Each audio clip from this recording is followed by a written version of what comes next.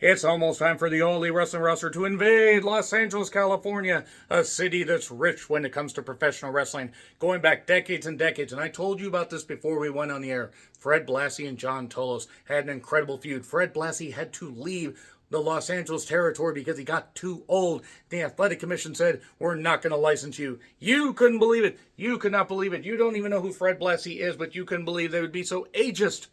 But yes, when it comes to Los Angeles, California, you got Roddy Piper and Chavo Guerrero, not Senior, because Junior was only a gleam in his father's eye. He might have been a few years old, but nevertheless, the whole point is when it comes to professional wrestling, Los Angeles, California has a deep-meated history. And the AEW roster is going to create a revolution. Thankfully, not like the World Wrestling All-Stars. I showed you that performance, and you couldn't believe it. But will this revolution take them to heights they've never seen before, or will the revolution be absolutely revolting? Huh? Okay, I'm John Rentlin, this is the producer, and these are the AEW Revolution 2025 predictions. Let me know your predictions in the comments, please. And as I said with my Dynamite review, I'm doing these predictions right afterwards because I have a lot of work to do. I have a lot of work to do coming up, and unfortunately, this is one of the only times I can record them. I have a few movie reviews coming up. I will be reviewing Revolution, but I'm going to be doing a back-to-back, so I might be a little bit tired. I gotta say, I'm looking forward to some of this card, but I don't really know necessarily if this is going to be their best card. They're getting a pretty good crowd, though. They're getting a pretty good crowd. I showed you the Crypto.com setup, and you're like, wow, are they going to be able to fill that? This is the producer, by the way, Adopt Don't Shop. Just want to say that right there. So let's talk about the pre-show match, why don't we? So Big Boom AJ, Orange Cassidy, and Mark Briscoe are taking on Johnny TV in the MXM collection. Oh, I see what they did there, because Johnny used to be part of M&M. You know, I showed you that team. Remember when Mercury got his face busted by the ladder at Armageddon 06? So anyway, I think that the MXM collection, they're committed to the idea. I like Johnny TV. Johnny Mundo, Johnny Defy, all that stuff. And I think Mansoor, whatever the hell his name is going to take the pin. But Big Boom AJ, he's way far away from his audience, though. I mean, he's from New Jersey in that area. LA's pretty far away from Jersey, isn't it? So anyway, I'm going to have him on here for a bit because if he insists on being in the room when I'm recording, I'm going to bring him on occasionally. So I think Big Boom AJ will probably end up getting the pin. I'll give him credit. He's made the most out of this gimmick and this, stuff with his kids. It's not for me, but I'll give him credit. He's taking wrestling seriously. So let's talk about the fact that Kazuchika Okada is taking on Brody King for the AEW Continental Championship. Okada's held that title for a while. He beat Eddie Kingston, and Okada's going to continue to hold it because he's going to drop it to Kenny Omega at AEW All In. Or maybe it's a unification. You don't know what it is. You absolutely hate me right now. Brody King's going to have to do stuff on his own because Buddy may or may not have an ankle injury. If he does, I hope he recovers. But Brody King's a big monster, and that's why he's going to lose to Okada, that, for better or worse, is a highly paid guy that really does not end up meaning much of anything because he's broken down, doesn't really give a shit, bitch.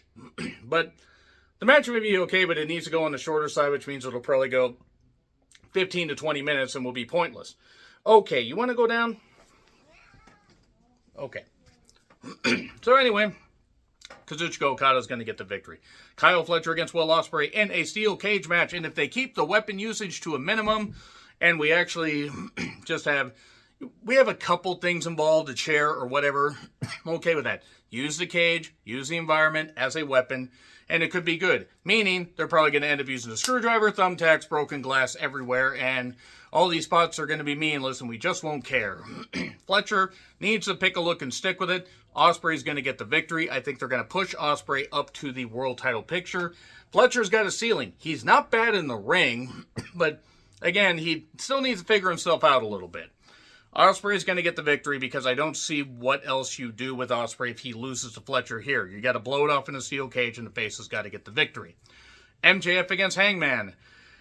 Hangman could win. They could involve Jeff Jarrett. I mean, because Jeff Jarrett and MJF have unfinished business, I guess.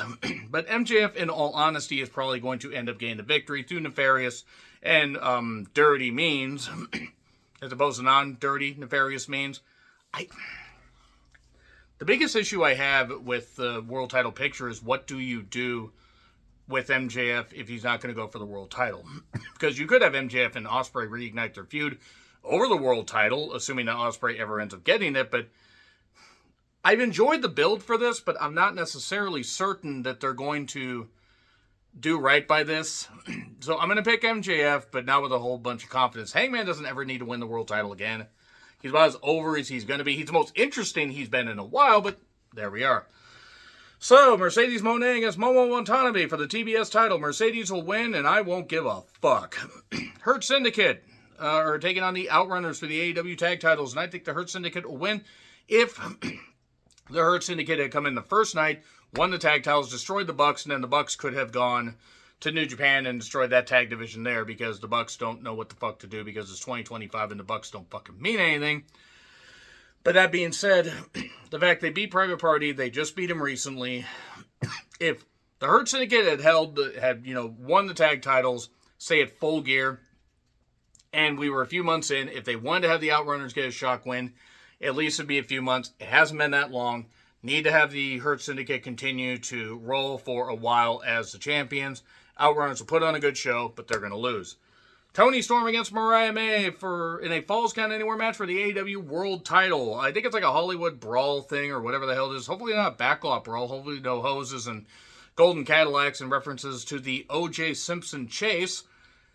That was the thing that actually happened in wrestling, folks. I think Mariah May is going to get the victory because I think Mariah facing off against more of the division is the way to go. Not that Mariah losing her mind is the worst thing in the world, but Toni, who's Toni going to feud? Who's she going to feud with? Penelope? Please? I mean, bless Penelope. She tries, but she's got a ceiling. Megan Bayne.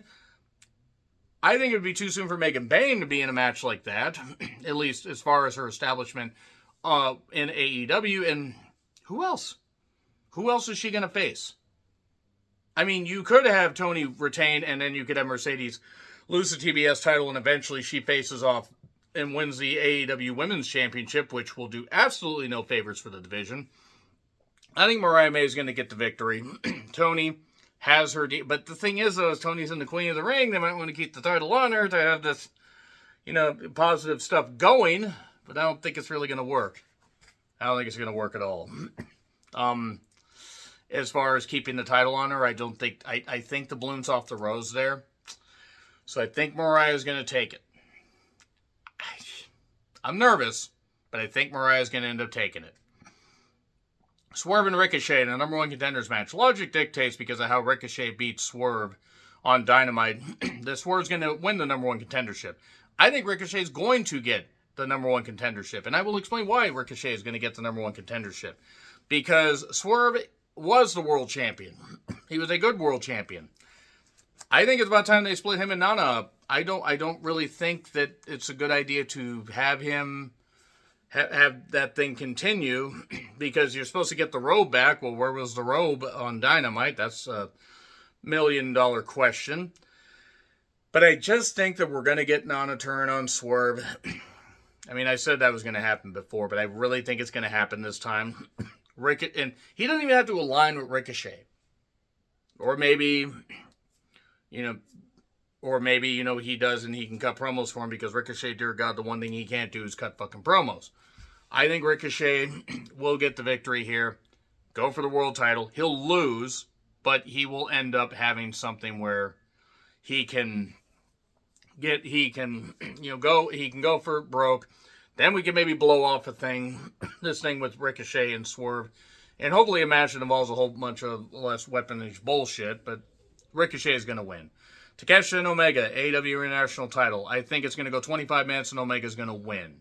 Because I think they're going to be able to do Omega and Okada at All In Texas.